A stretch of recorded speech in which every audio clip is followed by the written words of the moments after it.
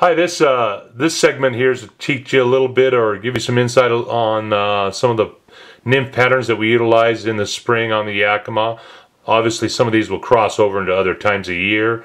Again, this selection is kind of focused toward the spring, but certainly there's a crossover. And by all means, these are not the only nymph patterns that will work on the river. These are just some of the ones that we use and are pretty effective with. So you take a look at that top row, and you'll see a series of patterns called the Pat Stone. And yesterday, of the 10 trout that we hooked, actually we hooked about 10 trout. 8 of them came on a brown Pat Stone. So here we have 4 or 5 patterns of Pat Stones. One is in orange and black, this one is in black and brown, this one's in brown, this one's in olive, and this one's in black. Pat Stone come in size 4 to size 12. Here is a size 8. These are all in size 10. And this time of year, our squala stonefly nymph is rather small. It's really not as big as many stonefly nymphs. So if the trout are keying in on the squala stone activity, then utilizing a small stone pattern is probably a good idea, either a size 10 or a size 12. Would not be caught dead without a Pat Stone on any western stream. Very, very effective pattern. It's kind of a takeoff of the old girdle bug. In fact, it is pretty much a girdle bug with flex legs as opposed to rubber legs.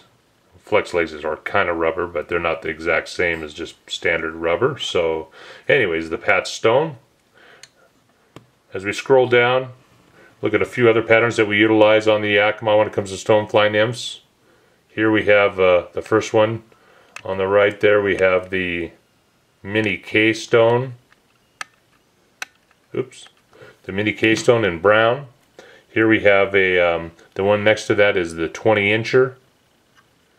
And we have a little golden woven bodied braided stone. Pan over here to the left a little, we have a double bead olive stone, and you can't see the double beads because they're on the underside, and the farthest one to the left there would be the kind of a takeoff of a K stone, Kaufman stone, standard Kaufman stone in golden color, rubber legs. So this is a couple varieties of stones that we utilize at this time of year. The next bugs we'll talk about here are some San Juan worms. Having a variety of San Juan worms in size 8 to size 14 is a good idea on any western stream. Here we're showing pink, and a pink one and a red one, both with beads. So we'll fish San Juan worms in size 8 to 14 with and without beads in various colors, including pink, red that is shown, wine colored, brown, orange, or even two-tone at times. So having a mix-up is a good idea. Egg patterns. Trout keying on eggs. Whitefish spawn of the spring. The whitefish spawn of the late fall and winter is a great time that trout will key in on eggs. The trout will also key in on the eggs of their own type in the spring when trout are spawning, and then trout will also key in on the migration of the salmon or the salmon eggs when the salmon migrate up the system. So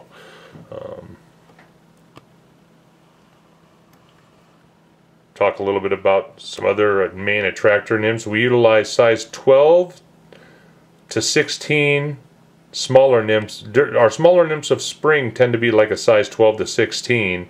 Why do we? And that doesn't mean a size 18 won't work. In fact, it will. But typically, the bugs of the spring are a little larger than the bugs of the fall, and so we're able to utilize larger nymphs. In the fall, we end up using a lot of small nymphs, size 16 to 22s.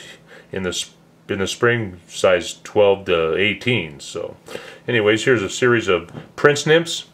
This one happens to be the CDC prince. I'll zoom in on this a little bit better for you so that you have a better look at these. See if we can get a focus on them for you.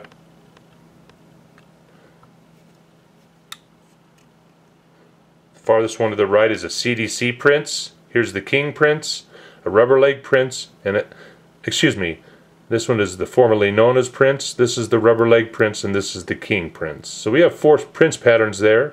This one is again called the formerly known as, and if I were to choose one pattern, one Prince Nymph that I would utilize, and as one of my favorites on the Yakima would be the formerly known as. We scan to the left here, we have a couple patterns of pheasant tails. Here we have a CDC soft tackle pheasant tail, a standard pheasant tail, and a flashback pheasant tail. My favorite, without a doubt, the CDC soft tackle pheasant tail. Couple of tractor nymphs from the Yakima, being the lightning bug and the Bloody Mary. Take a look at a couple soft tackle patterns down here during the hatch time of the spring. Soft tackles can be very effective. This farthest one is probably the farthest one to the left here is probably my favorite. This is the March Brown Spider. Here's your dub body with a rib and kind of a flashy tail, and a partridge soft tackle. Here's an orange and partridge. Here's a double bead peacock and partridge. And the one to the right of that is it's called the all-purpose nymph. And it's kind of a combination nymph soft tackle. This one actually happens to be in a size 10. It's got a mallard flank tail. Sometimes you can fish this one in the kind of a hare's ear, natural hare's ear color for the. Also does a pretty good job of representing the March Brown in its hatching stage. To the right of these, we have a series of 3 series of copper johns, one in green, one in red, and one in black. The one that is not shown here is the copper john in the standard copper color. And to the right of that, we have a couple caddis patterns, caddis nymphs. Caddis nymphs will become real important as we get closer to the middle of May, prior to the Mother's Day caddis hatch. Caddis nymphs are always important to trout, and they become even more important as we get closer to the Mother's Day or to hatch season. This is the Hungarian partridge caddis in tan colored, Hungarian partridge. This pattern also comes in olive as well, the Hungarian partridge caddis nymph. Here's a green rockworm, a great pattern on any western stream, including the Yakima.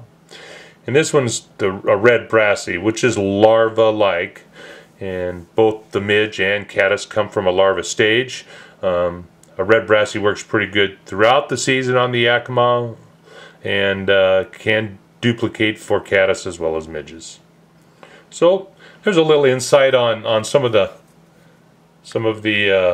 nymph patterns that we utilize on the Yakima. Like I said, by all means, not the only patterns that you can use, but have proven to be effective for us. So hopefully helpful, and we look forward to seeing you on the water.